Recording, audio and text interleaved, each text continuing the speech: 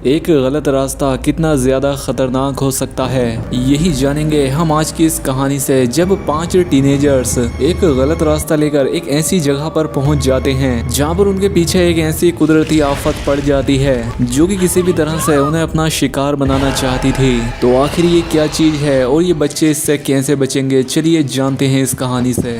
Film की शुरुआत में हम एक यंग लड़के को जंगल से होकर भागते हुए देखते हैं। वो काफी डरा हुआ था, वो एक जगह पर आकर बैठ जाता है। वो बहुत थका हुआ था, उसके चेहरे पर डर साफ नजर आ रहा था, मानो ऐसा लग रहा हो जैसे कोई चीज उसका पीछा कर रही हो। खैर इसके बाद सीन चेंज होता है और हमें एक बस को दिखाया जाता है जिसमें 5 टीनेजर्स अपने फैमिली ड्राइवर के साथ एक फील्ड ट्रिप पर निकले होते हैं। इन टीनेजर्स के ड्राइवर का नाम जोसेफ होता है जो कि एक काफी अच्छी आदत वाला बंदा था। ये सभी लोग बस में मजा करते हुए जा रहे थे, तभी रेडियो पर एक न्यूज आती है जिसमें बताया जाता है कि आज रात फुल लूनर एक्लिप्स यानी ग्रहण होने वाला है जो कि हर 20 साल में एक बार होता है। जोसेफ इसे देखने के लिए काफी एक्साइटेड था, लेकिन टीनेजर्स को इसकी कोई परवाह नहीं थी। हम देखते हैं कि यह रास्ता जंगलों से होकर गुजरता है जहां कुछ दूर आगे जाने पर ही जोसेफ को अपनी गाड़ी रोकनी पड़ती है क्योंकि आगे का रास्ता बंद था। आगे बहुत सारी लकड़ियां पड़ी हुई थी और साथ ही यहाँ पर एक क्रेन भी खड़ी थी, लेकिन यहाँ पर कोई भी आदमी नहीं था। ऐसा लग रहा था कि यहाँ पर वो लोग आए तो थे लेकिन वो यहाँ पर है नहीं। अब इतनी दूर आने के बाद जोसेफ वापस नहीं जाना चाहता था, इसीलिए वो एक शॉर्टकट लेता है जो कि एक सही फैसला तो नहीं था, लेकिन इनके पास दूसरा कोई रास्ता भी नहीं था। और यहीं पर हम एक इंसान का हाथ देख पाते हैं जो कि लकड़ियों में दबा हुआ था। खैर अब आगे बढ़ने पर ये लोग एक ऐसे रास्ते पे पहुंच जाते हैं मानो सर्दियां आ गई हों। चारों तरफ कोहरा छाया हुआ था, जंगल और भी ज्यादा घना होता चला जाता है और कोहरा भी और बढ़ने लगता है। और साथ ही हमें यहाँ पर कुछ जानवरों के कंकाल भी दिखते हैं। ऐसा लग रहा था जैसे ही किसी और दुनिया में चले गए हों, लेकिन आगे बढ़ने पर इन्हें फिर से रुकना पड़ता है क्योंकि रास्ते के बीच एक मरा हुआ जानवर पड़ा था। जोसेफ उसे हटाने के लिए जाता है, लेकिन ऐसा करने के बाद जब वो वापस लौटता है तो वो अकेला वापस नहीं आता, उसके साथ एक और आदमी भी होता है जिसने उसे गन पॉइंट पर ले रखा था। इसका नाम है पेट्रो जो कि एक साइको सीरियल किलर है जो कि बच्चों को अपना शिकार बनाकर उनकी जीप काट लिया करता था। 2 साल पहले इसे पुलिस ने अरेस्ट कर लिया था, लेकिन कुछ दिन पहले ही ये वहां से भागकर इन जंगलों में आकर छिप गया। अब इन बच्चों को होस्टेज बनाकर ये शहर जाना चाहता था। सभी बच्चे इससे बहुत डर जाते हैं और जोसेफ भी उसे शांत रखने के लिए उसके कहने पर ही ड्राइव करने लगता है। खैर अब ये लोग धीरे धीरे एक टनल में एंटर करते हैं। ये काफी बड़ी थी, ऐसा लग रहा था जैसे इसका कोई अंत ही ना हो। टेंशन में कोई भी नोटिस ही नहीं करता कि एक बोर्ड पर लिखा था कि ये एक मिलिट्री जोन है और इसमें आम लोगों का जाना मना है। खैर अब इस टनल में एंटर होने के कुछ ही देर बाद इनकी ये वैन खराब हो जाती है। पेट्रो एक बच्चे को गन पॉइंट पर लेकर इसे जल्दी ठीक करने के लिए कहता है। जोसेफ पूरी कोशिश तो करता है लेकिन उसे परेशानी समझ नहीं आती और तभी इन्हें बस की रोशनी में दूर सड़क पर सामने कोई चीज नजर आती है। उसका रंग काला था, वो चमगादड़ जैसी दिख रही थी। तो पेड्रो जोसेफ को भेजता है उसे चेक करने के लिए। तभी अचानक से टनल्स की लाइट भी चली जाती है और अब जैसे ही जोसेफ उस चीज के पास पहुंचता है वो चीज उठकर खड़ी हो जाती है। वो चीज उसकी जान ले लेती है। अंधेरे में कोई भी ठीक से कुछ देख नहीं पाता, लेकिन जोसेफ की चीखों से सभी की हालत खराब हो जाती है और खास तौर पर इनमें से पेड्रो बहुत डर चुका था। वो अभी यहाँ से निकलना चाहता था। गाड़ी की चाबी जोसेफ के पास होती है, लेकिन पेड्रो की हिम्मत नहीं होती बाहर जाने की। तो वो इन्हीं बच्चों में से एक को भेजता है और आखिरकार बेस बाहर जाती है चाबी लेने के लिए। जोसेफ की हालत देखकर वो बहुत डर जाती है क्योंकि उसके शरीर का हाल बहुत बुरा था। जेस को टनल के कोने में एक अंधेरा साया नजर आता है और जैसे ही वो टॉर्च ऑन करती है वो एक कोने में छिप जाता है। लेकिन बेस समझ जाती है कि ये वही क्रीचर है जिसने जोसेफ की जान ली है, जो कि इंसान जैसा दिख रहा था। अब बेस भागकर वापस गाड़ी में आ जाती है। जो भी उसने देखा वो इन सभी को बताती है।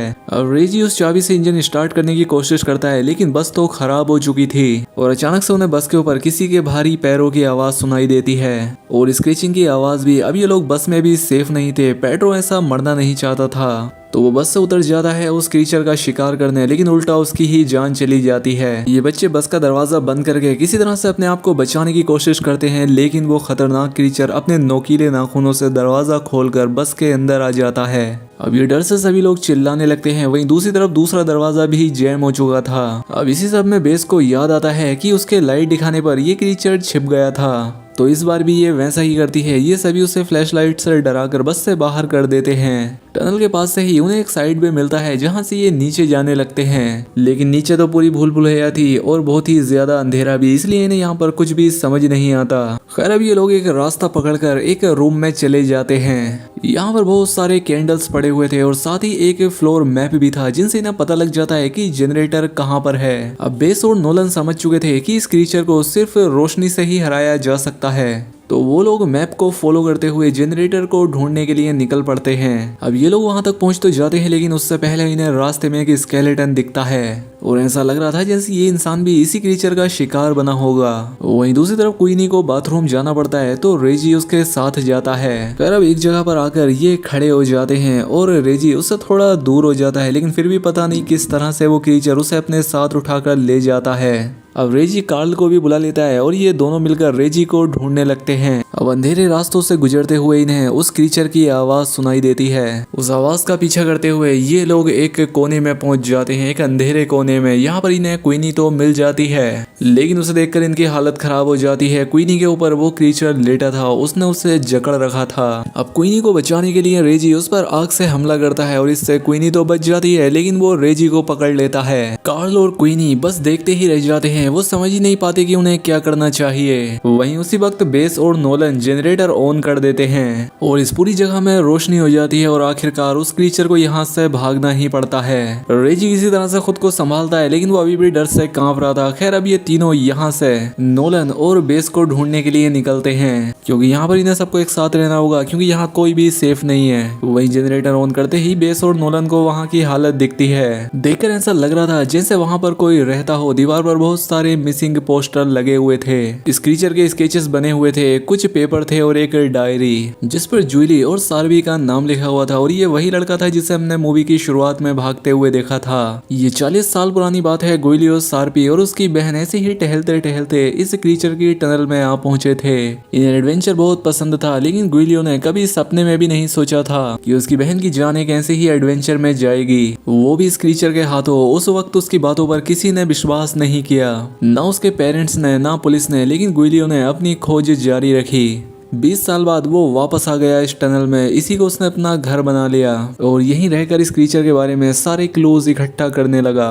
उसे भी इस क्रीचर के लाइट सेंसिटिव होने के बारे में पता था, इसीलिए उसने एक हाई वोल्टेज मशीन बनाई जिसकी रोशनी से वो इस क्रीचर को काबू कर सकते थे। लेकिन इसके पूरा होने से पहले ही उनकी भी जान चली गई थी और अब उसके पूरे 20 साल बाद इनका ग्रुप इस भूल भुलैया में आ फंसा है। इन्हें यहाँ पर पता लगता है कि ये क्रीचर एक पैरासाइट की तरह है जो कि इंसानों और जानवरों के ब्लड से खुद को जिंदा रखता है और पहले से ही इन दो पर हमला हो चुका था। रेजी तो फिर भी ठीक था, लेकिन क्वीनी के कंधे पर उसने काट लिया था। अब पहले तो इन पांचों का प्लान इस टनल से बाहर निकलना था, लेकिन इन्हें अब रियलाइज होता है कि इन्हें गुइलियो का अधूरा काम पूरा करना चाहिए, वरना इस तरह से ये क्रीचर आधे शहर को खा जाएगा। और वैसे भी उस क्रीचर के जिंदा रहते हुए ये लोग यहाँ से जा भी नहीं सकते थे।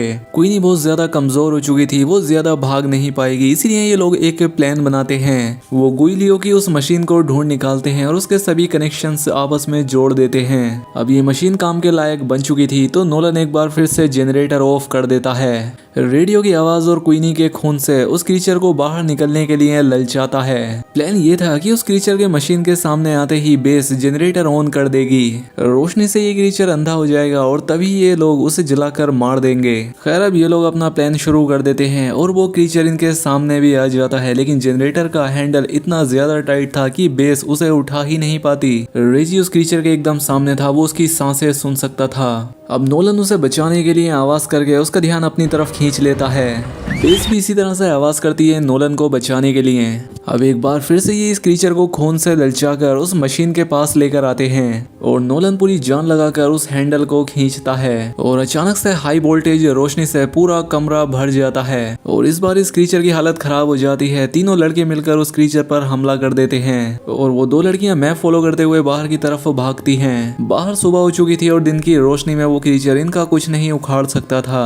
इन्हें लगता है कि शायद ये बच गई, लेकिन इन्हें गलत साबित करते हुए पीछे से वो क्रीचर आ जाता है। बेस और क्वीनी डर जाती हैं, लेकिन असल में ये उनके प्लान का ही एक हिस्सा था। हम टनल के अंधेरे से तीनों लड़कों को हाथ में मशाल लेकर इसी तरफ आते हुए देखते हैं। सामने सूरज की रोशनी थी और पीछे आग। ये क्रीचर इनके जाल में फंस चुका था और मौका देखते हुए ये उस क्रीचर में आग लगा देते हैं। इनके सामने ही ये क्रीचर आग में जलकर इनके सामने ही राख बन जाता है और आखिरकार ये पांचों सेफली उस टनल से बाहर निकल पाते हैं। अब क्वीनी का इलाज किया जाता है और ये लोग पुलिस को भी बताते हैं, लेकिन इन पर यकीन कोई नहीं करता। अब अगले दिन एक ऑफिसर आते तो उन्हें चेक करने के लिए और उन्हें यकीन था कि उन्हें यहाँ पर कुछ नहीं मिलेगा, लेकिन टनल में एंटर होते ही किसी जानवर के गुर्राने की आवाज सुनाई देती है और अचानक उनका टॉर्च खराब हो जाता है और हमें उसके पीछे अंधेरे में वही क्रीचर नजर आता है। इस ऑफिसर के साथ क्या होता है ये तो नहीं दिखाया जाता, लेकिन अंधेरे में इसकी चीखें सुनाई देती हैं, यानी कि ये भी इस क्रीचर का शिकार बन गया और इसी के साथ ये फिल्म यहाँ खत्म हो जाती है। तो दोस्तों ऐसा हो सकता है कि ये क्रीचर शायद इमोर्टल है और ये खुद को जिंदा कर सकता है, एकदम जीपर क्रीपर वाले क्रीपर की तरह। वैसे इस फिल्म की एंडिंग को लेकर आपकी क्या थ्योरी है हमें कमेंट में जरूर बताएं,